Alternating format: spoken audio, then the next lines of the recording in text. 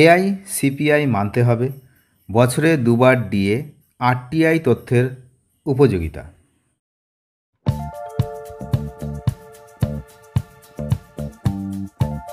এই ভিডিওতে আজ অর্থাৎ 6 আগস্ট 2025 সুপ্রিম কোর্টে যে ডিএ মামলার সারা দিনভর শুনানি হলো, সেই শুনানিতে সারাদিনে কী হলো তার জিস্ট কিন্তু এই ভিডিওতে আমরা জেনে নেব। আপনারা জানেন যে দীর্ঘ শুনানি হয় সুপ্রিম কোর্টে। প্রথমে রাজ্যের পক্ষের আইনজীবী অভিষেক মনু তিনি কিন্তু সওয়াল করেন।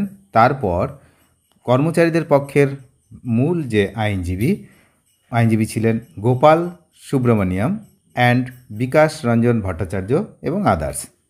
তো এই মামলায় কি উঠে এলো আজকে সেই বিষয়ে কিন্তু আমরা এই ভিডিওতে একটু জেনে নেব।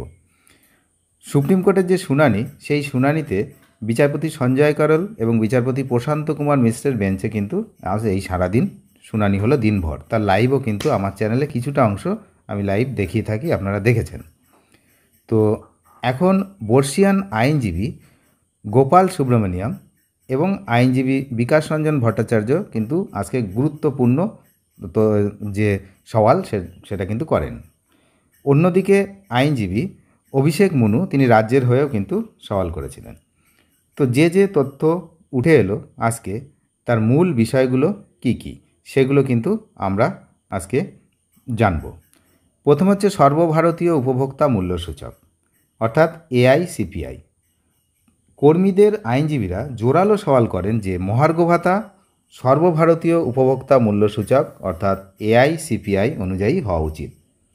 তারা বোঝানোর চেষ্টা করেন 1982 সালের নিয়ম অনুযায়ী 100% নিউট্রালাইজেশনের কথা বলা আছে, যা এআইসিপিআইয়ের দিকেই ইঙ্গিত করে, অর্থাৎ কেন্দ্রীয় হারে ডিএ দিতে হবে এবং বছরে দুবার ডিএ দেওয়ার ব্যাপারটাও কিন্তু দাবি হয়।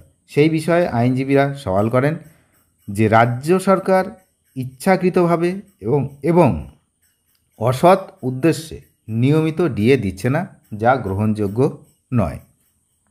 শুনানির সময় কর্মীদের পক্ষের আইনজীবী শ্রী গোপাল সুব্রমণিয়াম 2টি আরটিআই কপির কথা কিন্তু উল্লেখ করেন, যা দেবপ্রসাদ হালদারের করা আরটিআই, আপনারা জানেন তিনি করেছিলেন। এই আরটিআই থেকে জানা যায় যে বঙ্গভবন এবং চেন্নাইয়ের কর্মীরা কেন্দ্রীয় হারে ডিএ পান। এটা কিন্তু আমি পূর্ববর্তী ভিডিওতেই ডিসকাস করেছি যে একই রাজ্যের কর্মীরা, তারা হতে পারে অন্য জায়গায় কর্মসূত্রে অন্য জায়গায় কাজ করছে, কিন্তু তারা আমাদের রাজ্য সরকারেরই কর্মী। তো তারা কেন্দ্রীয় হারে কিন্তু ডিএ পান এবং আমাদের রাজ্যে যারা কাজ করছেন একই রাজ্যের আন্ডারে তারা কিন্তু কেন্দ্রীয় হারে ডিএ পাচ্ছেন না। এটাকে কিন্তু সরাসরি চ্যালেঞ্জ করেছেন।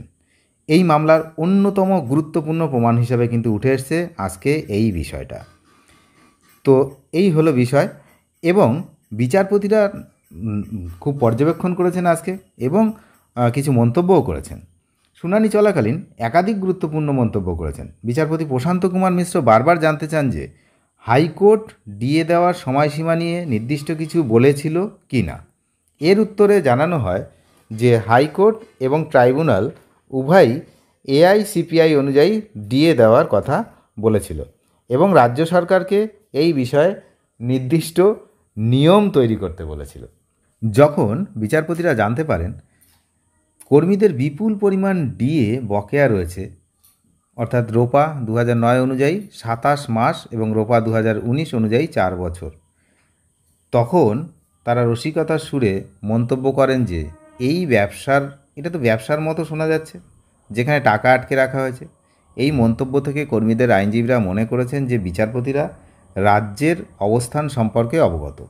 একসময় তো বিচারপতি সঞ্জয় করল বলেই ফেলেছেন যে বোঝাই যাচ্ছে আপনারা কিছু দিতে চান না, যা রাজ্যের সদিচ্ছার অভাবকে কিন্তু স্পষ্ট করে। তার কারণ নির্দেশ থাকা সত্ত্বেও যখন দেয়নি, তারপরে গিয়েও এত আর্গুমেন্ট করছে এই বিষয়ে, বলছে যে এটা মৌলিক অধিকার নয়, আমরা দিতে বাধ্য নই। তো তখন বিচারপতি প্রশ্ন করেছিলেন এবং বলেছিলেন যে বোঝাই যাচ্ছে আপনারা কিছু দিতে চান না। আজকের শুনানি কিন্তু শেষ হয়নি, আগামীকালও শুনানি চলবে। আমরা আগেই বলেছিলাম, সুপ্রিম কোর্ট আগেই জানিয়ে দিয়েছে যে এটা কিন্তু ডে বাই ডে শুনানি হবে, অর্থাৎ প্রয়োজনে প্রতিদিন শুনানি হবে। তার কারণ এই মামলা আর ফেলে রাখবে না, দ্রুত নিষ্পত্তি করবেন। তো কর্মীদের পক্ষের আইনজীবীরা আশাবাদী যে বিচারপতিরা এআইসিপিআইয়ের নীতি মেনে নেবেন এবং কর্মীদের পক্ষে সম্পূর্ণ ন্যায় বিচার হবে। এর পূর্ববর্তী ভিডিওতে আমি জানিয়েছিলাম যে যদি এইটা না মানেন বিচারপতিরা, তার পাল্টা কি করবেন সেটাও কিন্তু ভেবে রেখেছেন হচ্ছে কর্মচারী সংগঠনের আইনজীবীরা। এখানে তাবর তাবর আইনজীবী রয়েছেন, বিকাশ রঞ্জন ভট্টাচার্যের মতো আইনজীবী রয়েছেন, তারপরে হচ্ছে গোপাল সুব্রমণিয়মের মতো এত বিখ্যাত সব আইনজীবী রয়েছেন। সুতরাং যদি অন্যদিকে যায় মামলার মোড়, তাহলে কিভাবে সেটাকে ট্যাকেল করতে হয় এরা কিন্তু সেটা ভালো করেই জানেন। তো যাই হোক, এই যে বঙ্গভবনের কর্মীরা এবং চেন্নাইয়ের ইয়ুথ হোস্টেলের যে কর্মীরা, তারা যে কেন্দ্রীয় হারে ডিএ পায়, এই বিষয়টা কিন্তু বিচারকদেরও ভাবাচ্ছে যে একই রাজ্যে দুরকম কী করে সম্ভব, একই রাজ্যের কর্মীদের দুরকম ডিএ কীভাবে সম্ভব।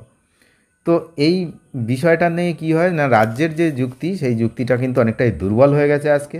তাদের যে যুক্তি ছিল যে মৌলিক অধিকার নয়, দেব না, ওদের সঙ্গে কেন্দ্রের সঙ্গে দিতে আমরা বাধ্য নই, তো এই যুক্তিগুলো কিন্তু ফিকে হয়ে গেল, দুর্বল হয়ে গেছে। এখন দেখার বিষয় যে কালকের শুনানিতে আবার কি নতুন নতুন তথ্য আসে।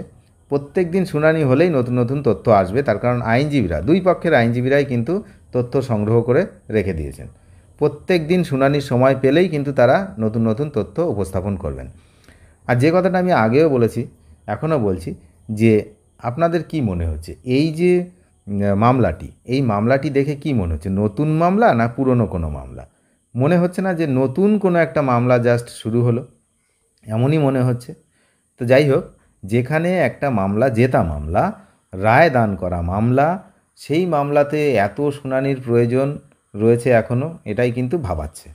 যাই হোক, আগামী দিনের শুনানিতে কি হয় সেদিকে আমরা নজর রাখবো। লাইভের পুরোটা দেখানো যায় না, অনেকটা সমস্যা আছে, অনেক টার্মস কন্ডিশন রয়েছে, সেই জন্য লাইভের পুরো লাইভ আমরা দেখাতে পারি না।